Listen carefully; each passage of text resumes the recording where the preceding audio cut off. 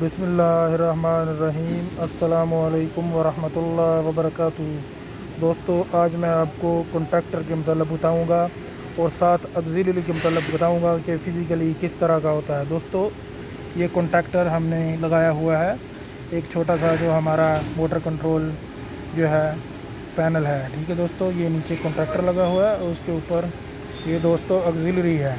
ठीक है दोस्तों, बगैर ऑक्सिलरी के कॉन्ट्रैक्टर इस तरह होता है। ठीक है दोस्तों, इसमें भी देखें ये NO NC एक एक पॉइंट दिया गया है। ठीक है दोस्तों, इसके अलावा हमें एक्स्ट्रा NO NC की ज़रूरत थी तो इसलिए हमने ये ऑक्सिलरी लगाई। ठीक है दोस्तों, और ये main line 1 line 2 line 3 red yellow blue वायरें ब्रेकर से मेन से आई और आगे ये इधर से आउट हो के आगे मोटर की तरफ जा रही हैं। ये दोस्तों टॉयलेट लगा हुआ है।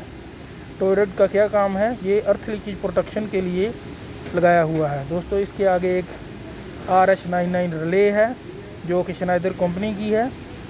उसकी जो है